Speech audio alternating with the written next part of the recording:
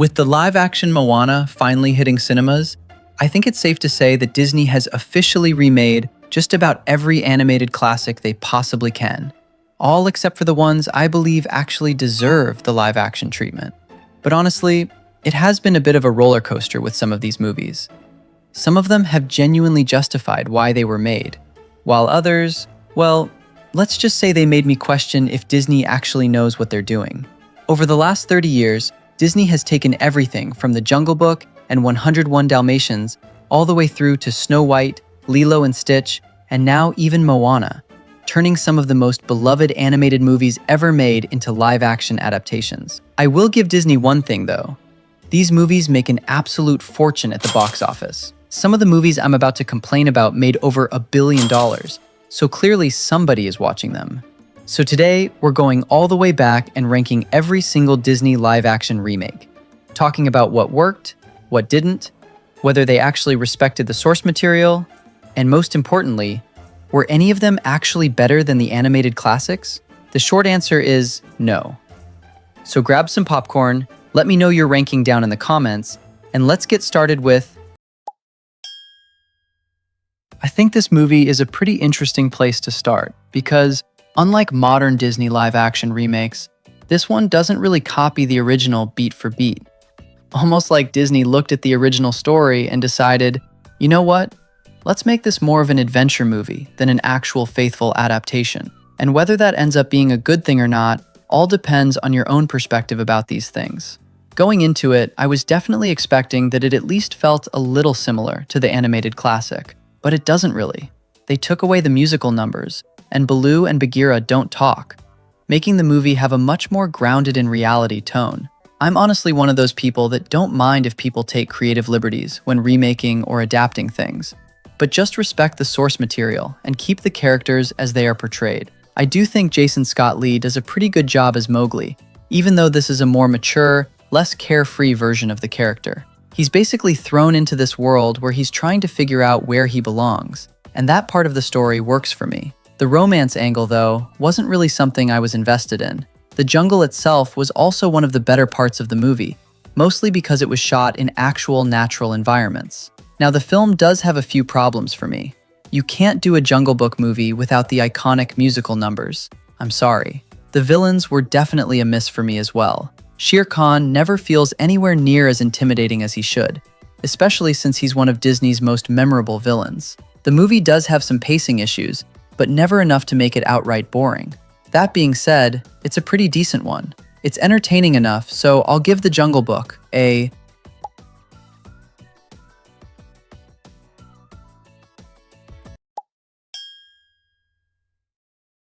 This one here is one of my ultimate guilty pleasure movies, and one I believe is definitely underrated, because to me, it does do a good job of capturing the feel of the animated classic without really taking away what made audiences love the original. This one actually feels like it's trying to be respectful to the source material, even though the dogs do not speak to each other like in the animated version. But they do a good job of conveying their emotions through facial expressions, and somehow you still understand what's going on without needing them to have a full conversation. But if we are going to be completely honest here, the most memorable thing about these movies is not the adorable pups. It is without a doubt Glenn Close.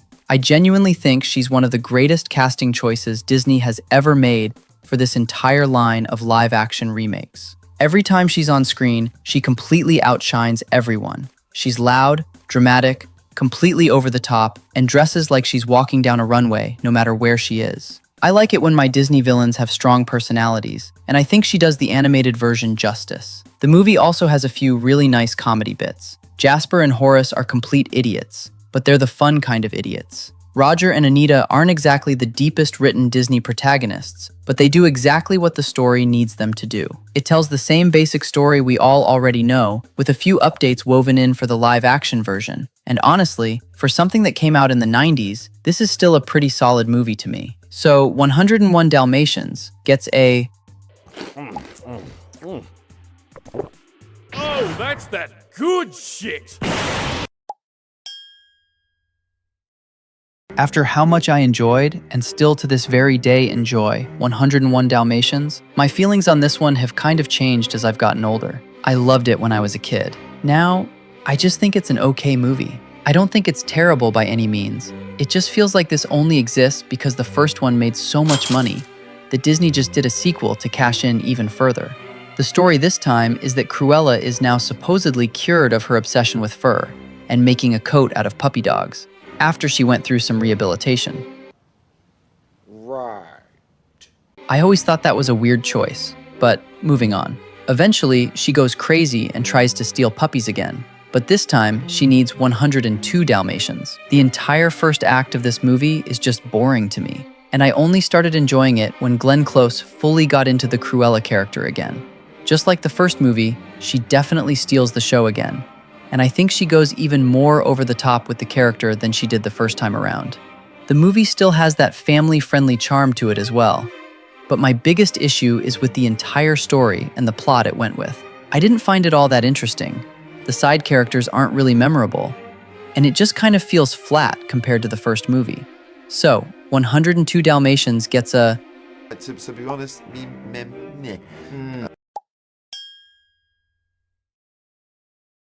Before anyone even comments in the comment section, yes, this absolutely counts as a live-action remake. It is a reimagining of the story, but that same argument could then be used for multiple movies on this list. It is still a live-action remake of an animated movie. Let's continue.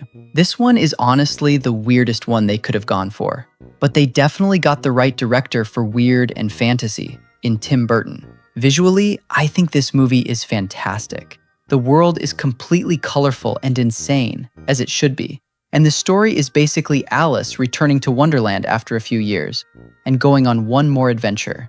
Johnny Depp gives a good, quirky performance as the Mad Hatter, and it's one of those you either like it or you don't performances. And I liked it. Helen Bonham Carter gives a great performance as the Red Queen. My problem here is beneath the visuals and great performances, the story is very lacking anything of real substance. And like most movies from the 2000s, everything builds up to a big CGI battle in the end. And I don't think we're watching Alice in Wonderland, of all things, for a big final CGI brawl. It's an okay one. There are things that I can enjoy, but Alice in Wonderland 2010 gets a...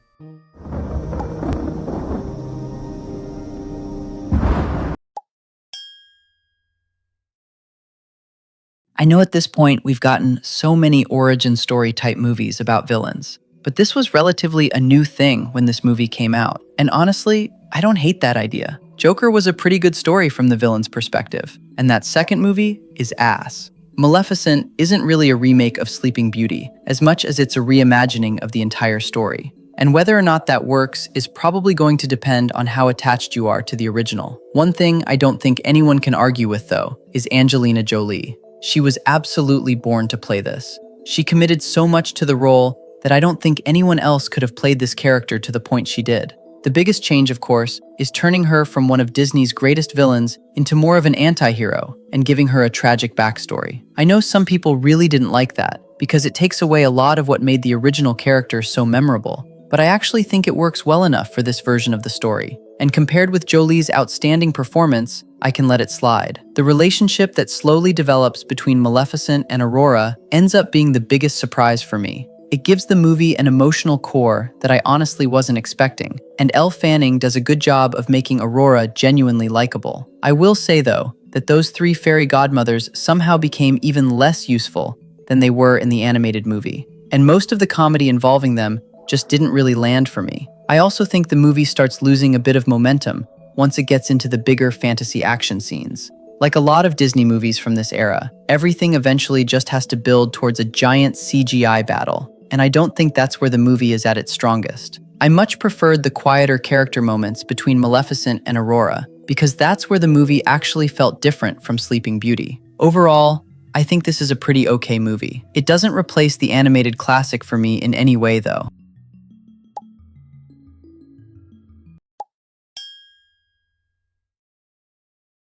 I think this is one of the very few Disney live-action remakes where Disney actually realized maybe we don't need to change absolutely everything just because it's live action. Instead of rewriting the entire story, giving every character some tragic backstory, or trying to modernize everything, they pretty much just took the animated movie and recreated it in live action. And honestly, I think that was the smartest decision they could have made. One thing that immediately stood out to me was just how beautiful this movie looks. The costumes are gorgeous, the production design is fantastic, and every single location genuinely feels like it belongs in a fairy tale. Unlike some of the other remakes that try to make everything darker and more realistic, this one fully embraces the magic and fantasy of the original, and I honestly think that's one of its biggest strengths. Lily James does a really good job as Cinderella. Now, Cinderella has never exactly been Disney's most complex princess, but Lily James just has this warmth and kindness about her that makes the character really easy to root for. Richard Madden is, well, he's Prince Charming. He does exactly what the movie asks him to do, but if we're being honest, I don't think anyone is walking away from this movie saying he was their favorite character. Cate Blanchett, on the other hand,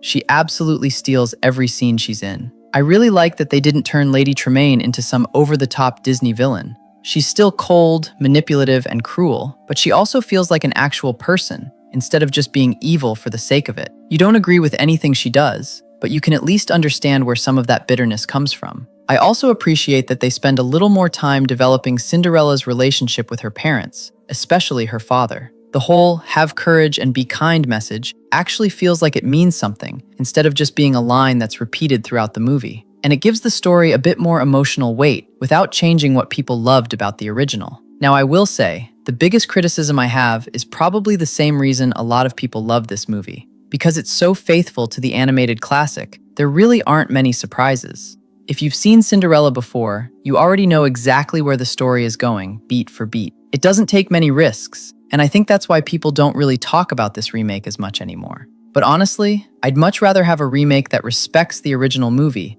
than one that completely changes it for no reason. I think this is one of Disney's better live-action remakes. It's beautiful to look at, the performances are really solid, and unlike a lot of the remakes that came after it, this one actually understood that sometimes less really is more. So for me, Cinderella 2015 gets a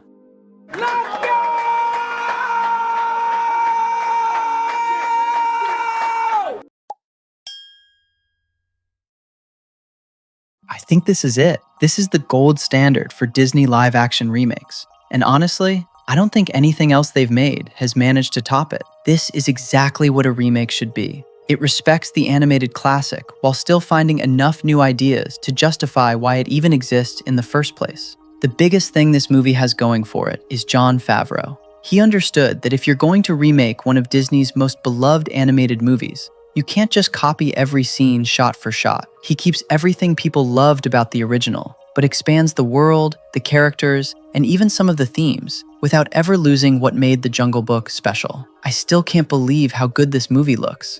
Most of the animals aren't even real, and yet half the time, my brain completely forgets that I'm looking at CGI. Even nearly 10 years later, I genuinely think this is still some of the best visual effects Disney has ever put on screen. Neil Sethi also deserves way more credit than he gets. Imagine being a kid and spending almost the entire movie acting opposite tennis balls and green screens and somehow still giving a believable performance. Mowgli feels curious, brave, stubborn, and like an actual kid, instead of just being a child actor reading lines. The voice cast is also ridiculous. Bill Murray is basically the perfect Baloo. Ben Kingsley brings so much wisdom to Bagheera. Idris Elba makes Shere Khan genuinely intimidating, and Christopher Walken somehow turns King Louie into one of the weirdest and most memorable Disney villains in years. Who would have thought Christopher Walken singing "I Want to Be Like You" would actually work? What I also appreciate is that this movie isn't afraid to be darker than the animated version. Shere Khan actually feels dangerous this time, and there are moments where it genuinely feels like Mowgli might not make it out alive. But even with that darker tone, it never loses the sense of fun and adventure that made the original so timeless. The songs are used a lot more sparingly, but I actually think that helps. Instead of stopping the movie every few minutes, they naturally fit into the story and never feel forced. If I had to recommend just one Disney live-action remake to somebody, this would be the one every single time. It improves on certain parts of the original, expands the world in meaningful ways, and somehow manages to stand on its own while still respecting the animated classic. Disney has spent years trying to recreate the success of this movie, and honestly, I don't think they've ever come close. So for me, The Jungle Book gets an easy. It was perfect.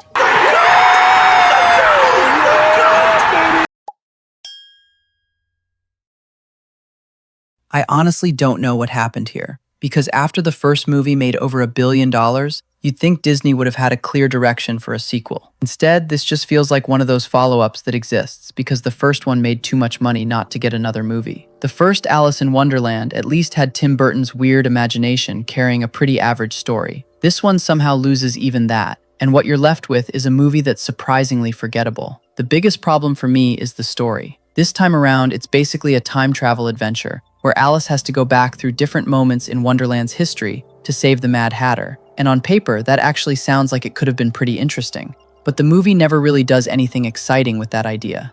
It just feels like we're bouncing from one CGI set piece to the next, without any real emotional investment. Visually, it's still a good-looking movie. Wonderland is colorful, imaginative, and exactly as strange as you'd expect it to be. I don't think Disney suddenly forgot how to spend money. The visual effects are still impressive for the most part, and there are a few environments that genuinely look beautiful. The problem is, after a while, your eyes kind of get used to all the spectacle. And because the story isn't giving you much to care about, all that eye candy starts feeling a little empty. The cast are all doing exactly what you'd expect. Johnny Depp is still having fun as the Mad Hatter. Mia Wasikowska is perfectly fine as Alice, and Helena Bonham Carter once again steals a few scenes as the Red Queen. Sacha Baron Cohen as Time is probably the biggest new addition, and while I like him as an actor, I never really felt like his character fit naturally into this world. It almost feels like the movie expected the audience to love him, simply because he's playing a quirky character. I also think this movie leans way too heavily into CGI. The first film had that same issue towards the end, but this one feels like almost every scene is trying to outdo the previous one, with bigger visuals, instead of giving the characters something interesting to do. After a while, it just becomes exhausting rather than exciting. Honestly, I struggle to remember much about this movie whenever I think back on it, and I think that's probably the biggest criticism I can give it. It's not offensively bad, it's not even frustrating, it's just there. It exists. I watched it, and I don't really have much desire to ever revisit it again. So for me, Alice Through the Looking Glass gets a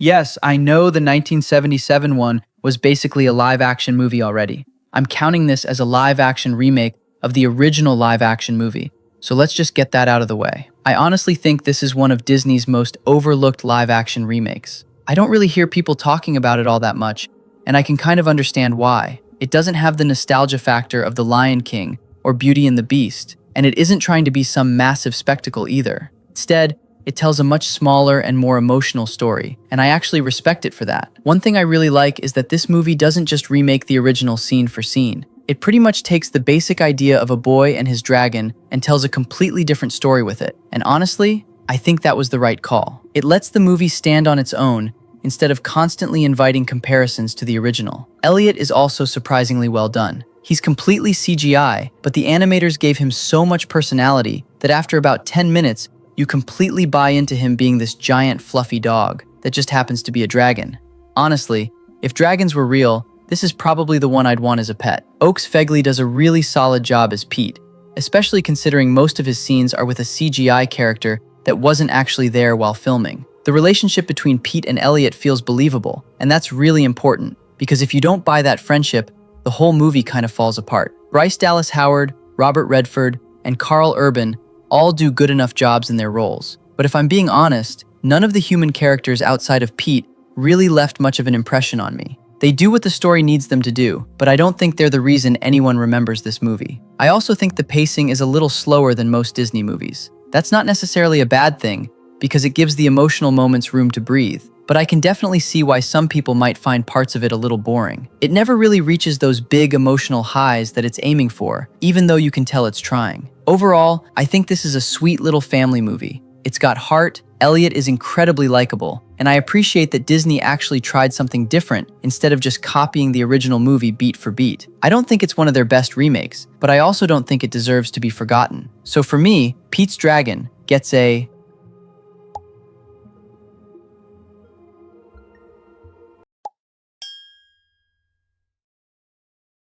This is probably one of Disney's safest live-action remakes. Out of all the movies on this list, this one might be the closest to just recreating the animated movie scene for scene. And honestly, I think that's both its biggest strength and its biggest weakness.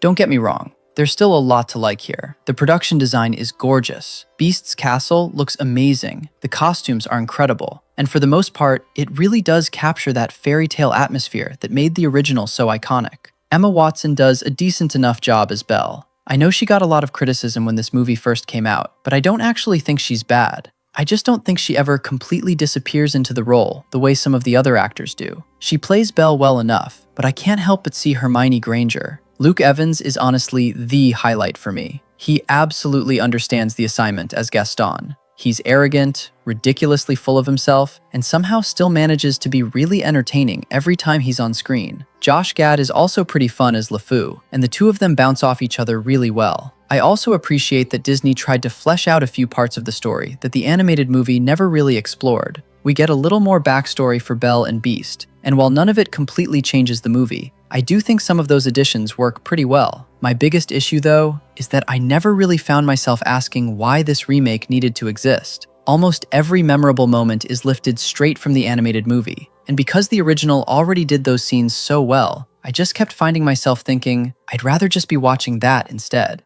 I also wasn't the biggest fan of some of the CGI. Beast himself looks pretty good for the most part, but a few of the enchanted objects definitely start drifting into that uncanny valley territory, especially when they're all singing and dancing together. It's still a perfectly enjoyable movie. It's got good performances, the music is still fantastic, and visually, it's one of Disney's better-looking remakes. I just don't think it ever does enough differently to stand alongside the animated classic. So for me, Beauty and the Beast 2017 gets a not bad. Not bad, but not good. Yeah. Now, before anyone says this isn't really a remake, yeah, I know. Just like Alice in Wonderland, it's more of a continuation of the original story than a straight remake, but it's still based on one of Disney's animated classics, so I'm counting it. I honestly think this is one of Disney's sweetest live-action movies. Instead of trying to retell Winnie the Pooh, it asks a pretty simple question. What happens after Christopher Robin grows up? And honestly, I think that's a pretty clever idea. Ewan McGregor is really likable in the lead role. He plays Christopher Robin as someone who's completely forgotten what it means to slow down and enjoy life because he's so caught up in work and responsibilities. It's a pretty relatable message, especially if you're an adult who grew up with these characters. I also think they absolutely nailed Pooh. They could have easily made him look really creepy in live action, but instead they made him look like an old, worn-out teddy bear that's been loved for years, and I actually think that makes him even more charming. He's still saying all the silly little things you'd expect him to say, and somehow they still manage to make me smile. The rest of the 100 Acre Wood Gang are also really well done. Tigger is still bouncing around full of energy. Eeyore is, well, still Eeyore, and Piglet somehow manages to be just as adorable as he was in the animated movies. Honestly, seeing all of them together again is probably the biggest reason to watch this movie. Where the movie kind of loses me is that the story is pretty predictable. You know exactly where it's going almost from the very beginning, and while the emotional moments do work, I never found myself getting as invested as I think the movie wanted me to be. I also think the pacing is a little slow at times. It definitely has that cozy storybook feeling, but there were moments where it felt like it was taking a bit too long to get where it was going. Overall, though, I think it's a nice little movie. It's full of heart, it respects these characters, and it understands that sometimes nostalgia works best when you don't try too hard to force it. I don't think it's one of Disney's strongest live-action adaptations, but I definitely enjoyed my time with it. So for me, Christopher Robin 2018 gets a... It's pretty cool, I guess.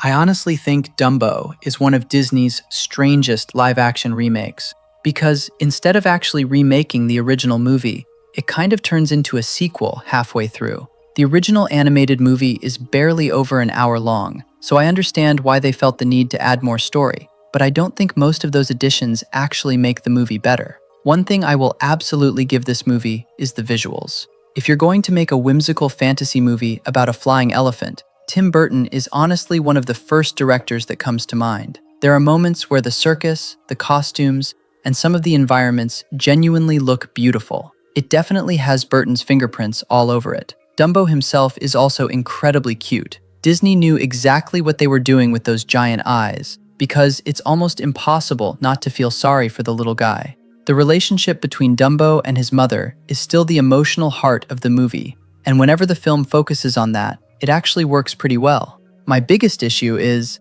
I just didn't care about most of the human characters. Colin Farrell, Eva Green, Danny DeVito, and Michael Keaton are all good actors, but I never really found myself invested in any of their storylines. It almost feels like the movie spends more time developing them than it does Dumbo himself, and that's a really weird choice, considering he's supposed to be the reason we're all here. I also think this movie loses a lot of the charm that made the animated version so memorable. Instead of telling a simple emotional story, it keeps introducing new plot lines and bigger set pieces until it almost forgets what people actually loved about Dumbo in the first place. And I'll be honest, by the final act, I was just waiting for the movie to end. It isn't terrible, but it definitely feels overstuffed, and I don't think the extra runtime really adds anything worthwhile. I do appreciate that Disney tried something different instead of just copying the animated movie beat for beat, but unlike something like The Jungle Book, I don't think those changes actually help the story. So for me, Dumbo gets a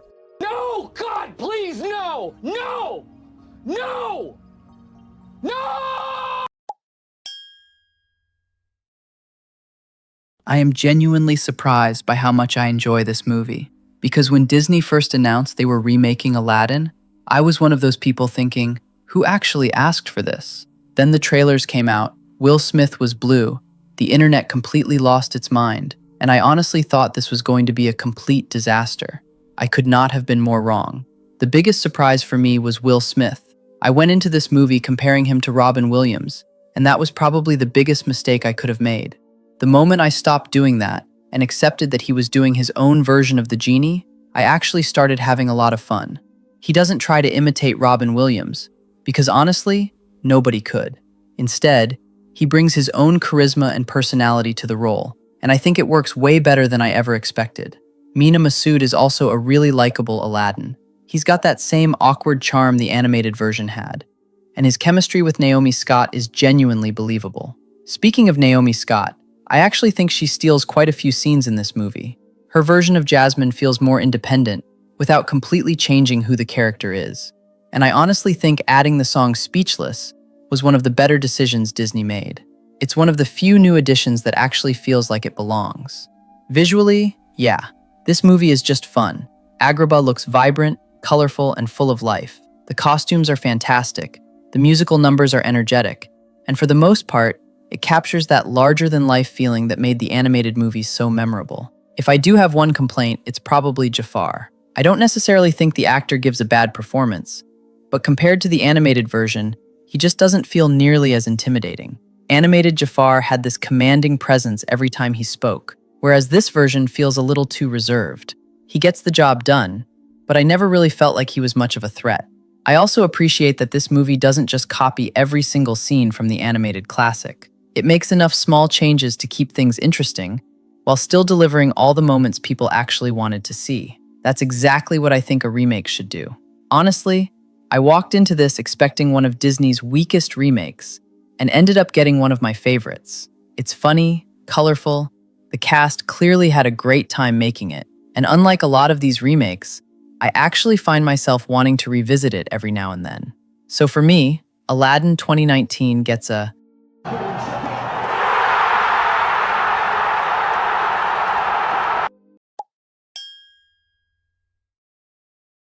This is probably the movie that started the biggest debate out of all of Disney's live-action remakes.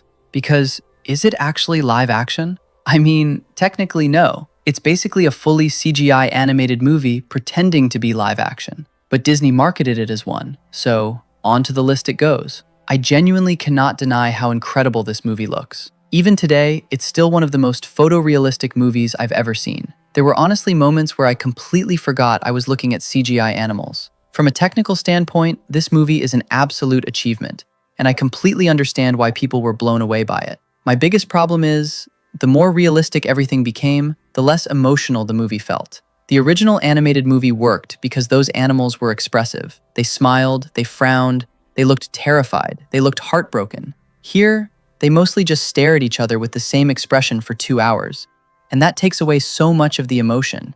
The voice cast is still really solid though. James Earl Jones slipping back into Mufasa almost 30 years later still gave me chills. And Chiwetel Ejiofor does a pretty good job making Scar feel different enough without trying to copy Jeremy Irons. Timon and Pumbaa are also still a lot of fun whenever they're on screen. Honestly, Seth Rogen was probably born to play Pumbaa. I also think the music is still fantastic because, well, it's The Lion King. Songs like Circle of Life, Hakuna Matata, and Can You Feel the Love Tonight are timeless. I just don't think they hit nearly as hard here because the visuals don't carry the same emotion as the animated movie. And that's kind of my biggest issue with this remake overall. It follows the original so closely that I kept asking myself, why wouldn't I just watch the original instead? It doesn't really add anything new.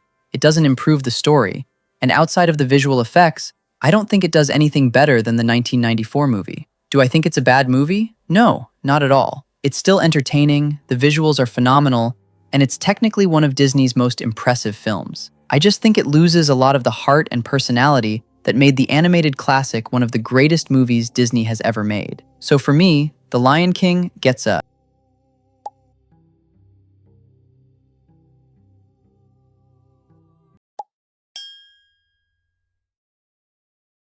I honestly think this movie has one of the biggest identity crises out of every Disney live-action remake.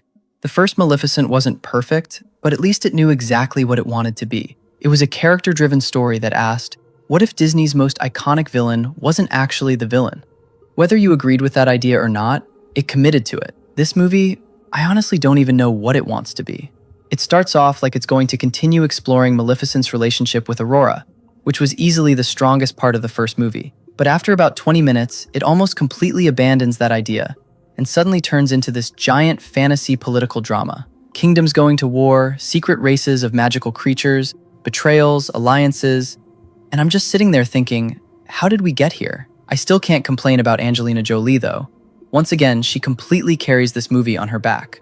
She has such a commanding presence that whenever she's on screen, the movie immediately becomes more interesting. Michelle Pfeiffer is also having an absolute blast as Queen Ingrid. She's manipulative, elegant, completely ruthless, and honestly feels like the Disney villain this movie should have focused on a lot more. The biggest issue is that the emotional core from the first movie just gets buried underneath everything else. Instead of telling a personal story about family, forgiveness, and trust, the movie keeps introducing more plot, more characters, and more lore until it almost forgets what made people care about it in the first place. And speaking of the lore, I really didn't need it. One of the coolest things about Maleficent has always been that she felt mysterious. She just existed as this incredibly powerful magical being. This movie tries to explain absolutely everything about where she comes from, introducing an entire hidden civilization that honestly just made the world feel smaller instead of bigger. Sometimes it's okay to leave questions unanswered. Aurora also feels strangely sidelined for someone who's supposed to be one of the main characters.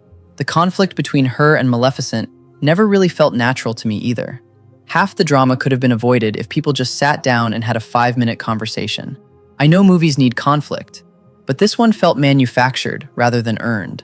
I will say, visually, it's still a really good-looking movie. The costumes are fantastic, the production design is gorgeous, and there are some genuinely beautiful fantasy landscapes throughout. Nobody can say Disney didn't spend money on this thing because every frame looks expensive. But that's kind of the problem. By the end, I felt like I admired the production more than I actually enjoyed the movie. It's constantly trying to make the world bigger instead of making me care more about the people living in it. I don't think this is an awful movie. I just think it's a sequel that completely misunderstands why the first one worked in the first place. Instead of expanding the story naturally, it changes the entire identity of the franchise. And for me, that's why it never really comes together. So for me, Maleficent, Mistress of Evil gets a... My disappointment is immeasurable. I genuinely forgot this movie even existed until I started putting this ranking together. And honestly, I think that says more about the movie than anything else I could say. This wasn't one of Disney's big theatrical releases. It was one of the launch titles for Disney+, and unfortunately, it kind of feels like one. The original Lady and the Tramp has always been one of Disney's smaller classics. It's not trying to save the world or stop some evil villain. It's just a simple love story between two dogs from completely different worlds, and that's exactly what gave it its charm. This remake somehow takes that simple story and makes it feel less charming. I will say the dogs themselves are adorable. Disney made the decision to use real dogs for most of the movie with CGI enhancements, instead of making them completely computer-generated. And I actually appreciate that. It gives the movie a little more personality because they still feel like actual animals, instead of animated characters pretending to be realistic. The problem is, once they start talking, something just feels off. The mouth animation never quite looks natural, and after a while I found myself getting distracted by it more than paying attention to what the characters were actually saying. I also don't think Lady and Tramp have nearly the same chemistry as they did in the animated movie. Their relationship moves along exactly the way you'd expect, but I never really became invested in it. It almost feels like the movie is just checking off all the moments people remember, instead of letting the romance develop naturally. And yes, the spaghetti scene is here because of course it is. It's probably the moment everyone remembers from the original, but even that doesn't quite have the same magic this time around. It feels more like Disney saying, "Remember this?" than actually recreating why that scene became so iconic. The supporting characters don't leave much of an impression either. They're all perfectly serviceable, but by the time the movie ended, I honestly couldn't remember much about any of them. That's kind of the running theme here. Nothing is bad enough to make me angry, but almost nothing is memorable enough to stick with me either. I don't think this is a terrible movie. It's harmless enough, and if you've got kids, they'll probably enjoy it. But for me, it never justifies why it exists, when the animated movie still tells the exact same story with so much more personality and heart. So for me, Lady and the Tramp 2019 gets a... That is one big pile of shit. I think Mulan is probably one of Disney's most frustrating live-action remakes, because underneath all the controversy, there actually is the foundation of a pretty decent movie. I completely understand why Disney wanted to move away from the animated version and make something that felt more like a historical war epic instead of another musical. And honestly, I don't think that's a bad idea on paper. The problem is that somewhere along the way, they forgot what actually made Mulan such a beloved character in the first place. The original movie was all about an ordinary girl who wasn't naturally gifted. She wasn't the strongest, the fastest, or the most talented soldier. She had to outsmart everyone around her and earn the respect of the people who constantly underestimated her. That was the whole point of Mulan's journey. In this version, she basically starts the movie as a superhuman because of this whole Chi storyline. And I think that decision completely misses why people connected with her in the first place. She doesn't really grow into a hero. She already is one. I will say though, from a visual standpoint, this movie is gorgeous. The cinematography is beautiful. The costumes are fantastic. And some of the large-scale battle sequences are genuinely impressive to watch. Disney clearly wanted this to feel like one of those big Chinese historical epics. And visually, I think they actually pull that off. Liu Yifei also gives a perfectly respectable performance as Mulan. I don't think she's the problem with the movie at all. She's working with a version of the character that just isn't nearly as interesting as the animated one. Donnie Yen, Jet Li, and Gong Li are also welcome additions. And Gong Li's character honestly ended up being one of the more interesting parts of the entire film. But man, taking away Mushu was such a strange decision. I understand they wanted a more serious tone, but Mushu wasn't just comic relief. He gave the movie so much personality, and without him, the film feels surprisingly cold. The same goes for the music. I wasn't expecting full musical numbers, but completely removing songs like "I'll Make a Man Out of You" and "Reflection" leaves this version feeling like it's missing part of its identity. I also think the villain is pretty forgettable. Shan Yu from the animated movie wasn't exactly the deepest Disney villain ever, but he was intimidating. Here, the antagonists never really left much of an impression on me, and because the movie spends so much time trying to build up the action, I never felt particularly invested in the conflict. Overall, I don't think Mulan is nearly as bad as some people make it out to be, but I also don't think it comes close to replacing the animated classic. It's a beautiful movie to look at. There are some genuinely entertaining action sequences, but it misunderstands the heart of its own main character, and that's something the visuals alone can't fix. So for me, Mulan 2020 gets a... What do you think, Larry? Eh? What do you mean, eh? Eh. I honestly don't know if this is a Cruella movie, or if Disney just had a really good fashion movie lying around and decided to slap one of their villains onto it. Because if you changed a couple of names, I genuinely don't think anyone would have guessed this was supposed to be about Cruella de Vil. Now don't get me wrong, I actually liked the idea of making a movie about a young Cruella. Disney had already done it with Maleficent, so I understood why they wanted to try it again. The problem is that Cruella is one of those villains who's almost impossible to make sympathetic because, well, her entire personality revolves around wanting to skin puppies. That's kind of a hard one to come back from. Emma Stone, though, is fantastic. She brings so much energy and charisma to the role that she's easily the reason this movie works as well as it does. She completely commits to the over-the-top personality, and whenever she's allowed to just be loud, dramatic, and completely unhinged, the movie is at its best. Emma Thompson also deserves a lot of credit. She somehow manages to out-diva Cruella herself. Every scene between those two feels like they're trying to see who can steal the movie harder, and honestly, those were some of my favorite moments. I also have to admit, the costume design is incredible. This is probably the best-looking Disney live-action remake when it comes to fashion. Almost every outfit Cruella wears feels like it's trying to make a statement, and half the fun of watching the movie is just seeing what ridiculous look she's going to show up in next. But underneath all the style, I never really bought the story. The movie spends so much time trying to convince me that Cruella isn't actually a bad person, that it almost forgets she's supposed to become one of Disney's most iconic villains. By the end, she doesn't really feel like Cruella de Vil anymore. She just feels like a rebellious fashion designer who occasionally has an attitude problem. And then there's the whole Dalmatian thing, which somehow manages to make even less sense the more you think about it. Instead of naturally setting up the character we know, the movie bends over backwards trying to explain things that honestly never needed explaining in the first place. I think that's ultimately where the movie loses me.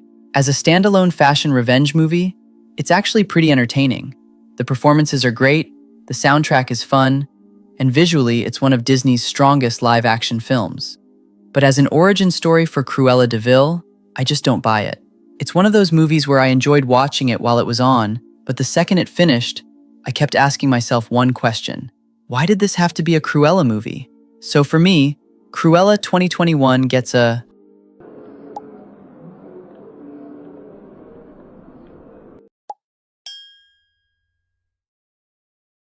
You know, I think this movie perfectly sums up my biggest problem with a lot of Disney's recent live-action remakes. It isn't aggressively bad. It isn't offensively different from the original. It's just completely lifeless. It honestly feels less like a movie and more like someone fed the animated version into a photocopier and somehow managed to make the copy less colorful than the original. The weird thing is, on paper, this should have worked. You've got Robert Zemeckis directing, Tom Hanks playing Geppetto, and one of Disney's most beloved animated classics as your source material. That's a pretty solid foundation, but somehow none of it comes together. Tom Hanks is trying his best here. You can tell he's giving the role everything he's got, but Geppetto never really feels like an actual person. He ends up feeling more like a collection of scenes from the animated movie than a character with any real depth. From a technical standpoint, there are moments where the visual effects are genuinely impressive. Jiminy Cricket looks pretty good, Figaro is still adorable, and there are a few shots that capture the look of the animated classic really well. But then you'll get another scene where everything suddenly looks artificial again, and it completely takes me out of the movie. My biggest issue, though, is that I never felt anything. Pinocchio is supposed to be this emotional story about growing up, making mistakes, and learning what it actually means to become a good person. Here, everything just kind of happens. The emotional moments don't hit, the adventure doesn't feel particularly exciting, and by the time the credits rolled, I honestly struggled to remember anything this version did differently, or better. They even managed to make Pleasure Island kind of forgettable. That sequence used to be one of the creepiest things Disney had ever put on screen. Here, it just feels like another stop on a very long checklist of scenes the movie had to recreate. I also don't think the new additions really improve anything. They mostly just pad out the runtime without adding much to the story, and instead of giving this remake its own identity, they just slow the pacing down even more. That's ultimately why this movie doesn't work for me. It isn't because it ruined the original. The original is still sitting right there. It's because I can't think of a single reason to ever watch this version instead. So for me, Pinocchio 2022 gets a...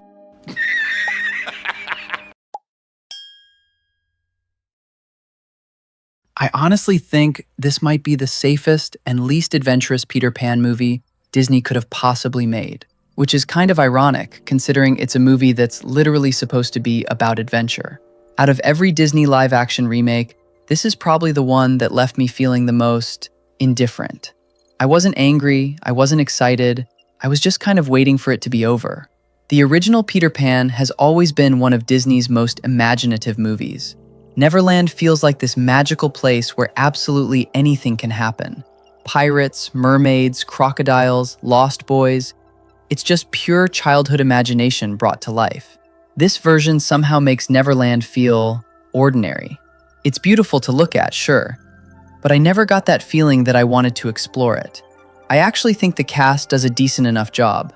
Jude Law was an interesting choice for Captain Hook, and I appreciated that they tried to make him more than just a one-note Disney villain. They give him a little more backstory and try to explain why he became the person he is. It's not a bad idea, I just don't think it ever becomes all that interesting. Peter himself also never really clicked with me. He's supposed to be this larger-than-life kid who makes you want to fly off to Neverland with him. Instead, he just felt there. I never found myself connecting with him the same way I did in the animated movie.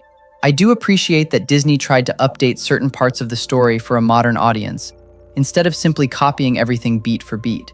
Some of those changes work well enough. Others, not so much. But honestly, none of those changes were really the reason this movie didn't work for me. The biggest issue is that it completely forgets to be fun. Everything feels so restrained and serious that it loses the playful spirit that made Peter Pan such an enjoyable adventure in the first place. I kept waiting for the movie to finally cut loose and embrace the fantasy, and it just never really does. Even the action scenes feel surprisingly forgettable. There aren't many moments that made me go, that was really cool. And for a movie about pirates, flying kids, and magical islands, that's kind of a problem. By the time it ended, I didn't hate it. I just didn't feel much of anything.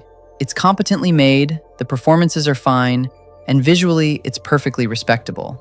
But when I think about Peter Pan, I think about imagination, excitement, and that feeling of wanting to be a kid again. This version never gave me any of that. So for me, Peter Pan and Wendy 2023 gets a... Why?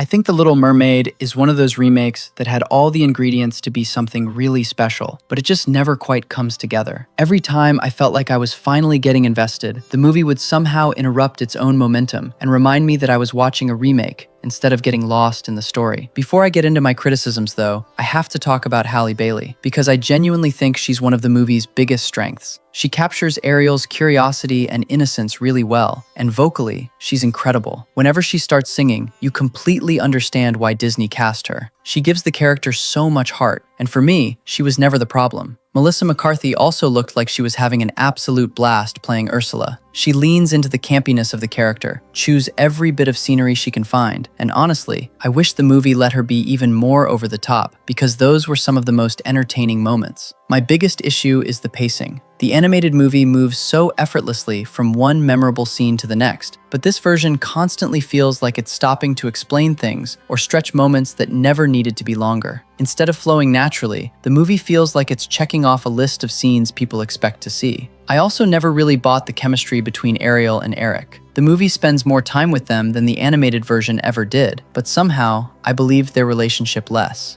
It's strange, because giving them more time together should have made the romance stronger, but for me, it had the opposite effect. Visually, it's kind of a mixed bag. There are some underwater shots that genuinely look beautiful, but then there are other scenes where everything becomes so dark and muted that I found myself missing the bright colors of the animated movie. The ocean should feel vibrant and full of life, and this version sometimes makes it feel surprisingly empty. And I still don't know why Sebastian, Flounder, and Scuttle needed to look that realistic. I understand what Disney was going for, but some characters just lose a lot of their personality when you try to make them look like actual animals. I don't think this movie is bad because of the performances. In fact, I think most of the cast does a really good job. My problem is that the movie never captures that magical feeling the original gave me. It has all the right scenes, all the right songs, and all the right characters, but somehow it never creates the same sense of wonder. It's one of those remakes where I can appreciate the effort that went into making it, but when I want to watch The Little Mermaid, I'm still going to pick the animated version every single time. So for me, The Little Mermaid 2023 gets a... I am very disappointed! I honestly think this is the biggest misfire Disney has made with these live-action remakes. And that's saying something, because we've covered some pretty rough movies already. The biggest problem isn't that Mufasa is badly made.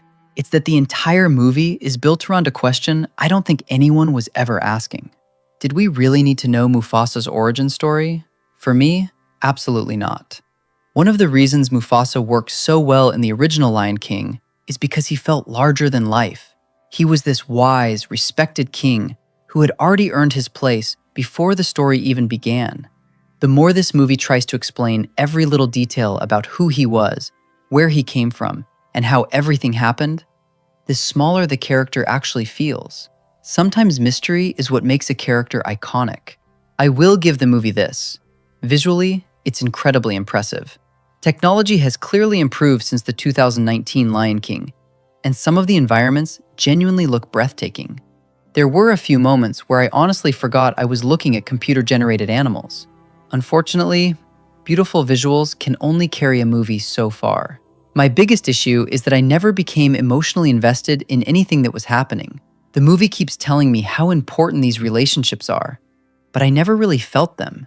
It almost feels like it's relying on my love for the original movie, instead of giving me new reasons to care. And because everybody already knows where this story has to end up, there isn't much suspense either. You already know who survives, who becomes king, and where the story eventually leads. So instead of feeling exciting, the whole movie just feels like it's filling in blanks that didn't need filling in. I also think the songs are a pretty big step down. The original Lion King soundtrack is one of Disney's greatest ever. These new songs, I honestly struggled to remember a single one after leaving the cinema, and that's never a great sign for a Disney musical. Even the emotional moments didn't really land for me. The movie clearly wants you to feel this huge sense of tragedy, destiny, and legacy. But because I never fully connected with this younger version of Mufasa, those scenes just didn't hit the way they were supposed to. By the end, I wasn't angry. I was just wondering why this movie existed in the first place. It doesn't make The Lion King better. It doesn't add anything that changes how I view the original, and it certainly doesn't stand on its own as a memorable story. For me, this is the definition of a movie that mistakes more information for a better story. Sometimes less really is more, and Mufasa is proof of that. So for me, Mufasa the Lion King 2024 gets a failure! Failure! You're still a failure! Failure! I can smell the failure! You know, I don't actually think Snow White is the disaster the internet spent months convincing everyone it was going to be. I've definitely seen worse Disney live-action remakes throughout this ranking. That being said, I also don't think it's a very good movie. It kind of sits in this awkward middle ground, where nothing is offensively terrible, but almost nothing leaves a lasting impression either. The biggest problem for me is that the movie never feels natural. Everything feels manufactured. The sets, the visual effects, even a lot of the performances have this overly polished feeling, where I constantly felt like I was watching actors standing inside a giant Disney attraction instead of an actual fairy tale. I actually think Rachel Zegler does a respectable job as Snow White. She clearly has the voice for a Disney princess, and whenever the movie lets her simply perform, I thought she did a good job. My issues were never really with her performance. They were with the material she was given. Gal Gadot, on the other hand, I just never bought as the evil queen. She certainly looks the part, but I never found her particularly intimidating or memorable. She almost feels like she's playing dress-up instead of becoming one of Disney's greatest villains. Every time I thought she was about to completely embrace the role, the movie would immediately pull her back again. One thing I kept noticing was how much this movie seems unsure of its own identity. It wants to honor the 1937 classic, while also rewriting huge parts of it. And those two ideas are constantly pulling against each other. Instead of feeling like a fresh, new interpretation, it ends up feeling like two completely different movies stitched together. And yes, we should probably talk about the dwarves. They became one of the biggest talking points before the movie even released. And honestly, after watching it, I still don't think the final decision really worked. They never quite feel like they belong in the same movie as everyone else. And every time they appeared, I found myself focusing more on how they looked than what was actually happening. I also don't think the emotional moments land the way they're supposed to. The original Snow White is incredibly simple, but that's part of its charm. This version keeps trying to add more layers, more themes, and more character motivation, but somehow ends up feeling less heartfelt than the 80-minute animated movie made almost 90 years ago. I will say the costumes are genuinely impressive, and there are a handful of musical moments that reminded me why these Disney stories became classics in the first place. I just wish the rest of the movie captured that same feeling. Overall, I don't think Snow White is the complete train wreck some people wanted it to be, but I also don't think it's a remake I'll ever find myself revisiting. It feels overproduced, oddly emotionless, and despite all the money Disney clearly spent on it, it somehow never recaptures the magic of the original. So for me, Snow White 2025 gets a... Oh! Ew! Dude! What the fuck? Now we get to Lilo and Stitch, probably one of the Disney remakes I was looking forward to the most, because unlike a lot of these other movies, the original still feels surprisingly modern. It didn't really need updating, but I was curious to see if Disney could capture that same emotional magic in live action. And honestly, I think they only got about halfway there. The one thing this movie absolutely gets right is Stitch. From the moment he crashes onto the screen, he feels exactly like Stitch should. He's chaotic, destructive, funny, adorable, and somehow manages to make you forgive him almost immediately after causing complete mayhem. If Disney messed up Stitch, this movie would have been completely doomed. But thankfully, they nailed him. Maya K. Aloha also does a really sweet job as Lilo. She captures that awkward, lonely energy that made the animated version so easy to root for. Lilo has always been a bit of an outsider, and I think this version still manages to get that across really well without making her feel like she's just copying the original performance. Where the movie starts losing me is with everything around them. The original Lilo and Stitch wasn't really about aliens or experiments or even Stitch himself. It was about family. More specifically, two sisters desperately trying to hold what's left of their family together after losing everything. That emotional core is still here, but it never hits quite as hard. I also think some of the changes to the story just didn't really add much. I understand that remakes should try something different instead of copying every single scene, but a few of the new ideas felt like changes for the sake of change, rather than changes that actually improved the movie. The humor still works for the most part though. Stitch running around causing absolute chaos never really gets old, and there were definitely a few moments that genuinely made me laugh. It still has that slightly unhinged energy that made the original so much fun. Visually, I think Disney did a decent job bringing Hawaii to life. The locations look beautiful, and the movie keeps that relaxed island atmosphere that made the animated version feel so unique compared to every other Disney film. But by the time the credits rolled, I realized something. I enjoyed watching this movie, but I never really felt it. The animated version always manages to get me emotional because it understands that the real story isn't about Stitch learning to be good. It's about two broken sisters learning how to become a family again. This version tells that same story, but it doesn't quite earn those emotional moments the way the original did. Overall, I don't think Lilo and Stitch is a bad remake. It's fun, Stitch is fantastic, the cast does a good job, and kids are probably going to love it. I just don't think it captures the same heart that made the animated movie one of Disney's most special films. So for me, Lilo and Stitch 2025 gets a...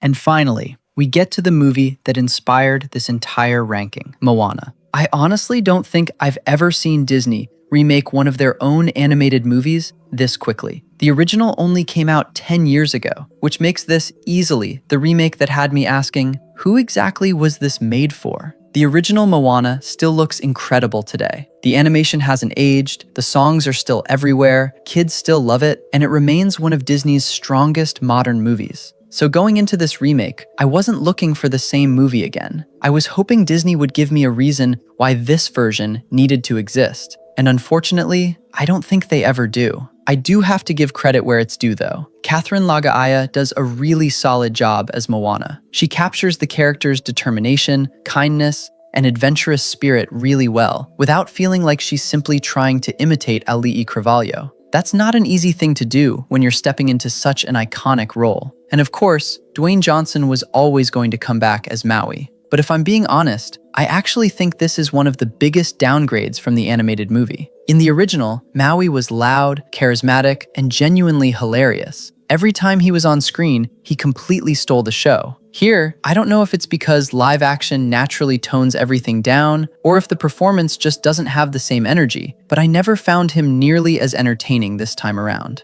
He still has a few fun moments, but he never reaches the level of charm that made the animated Maui such an unforgettable character. Visually, I also think the movie looks pretty good. The islands are beautiful, the ocean still feels alive, and you can tell Disney threw a ridiculous amount of money at making every frame look as polished as possible. But that's also where my biggest problem starts. I spent almost the entire movie thinking about how much I preferred the animated version. Not because this one is awful, but because almost every scene reminded me of how much more expressive, energetic, and imaginative the original was. That's something animation could do that live action just struggles to recreate. Maui doesn't feel quite as larger than life. The action isn't nearly as dynamic, and some of the magical moments lose that sense of wonder when they're translated into realistic visual effects. Even the songs, they're still great songs, because they're the same songs I already loved 10 years ago. But instead of feeling fresh, I mostly found myself wishing I was listening to the animated versions. And I think that's ultimately the biggest issue with Moana. It never stands on its own. It constantly invites comparisons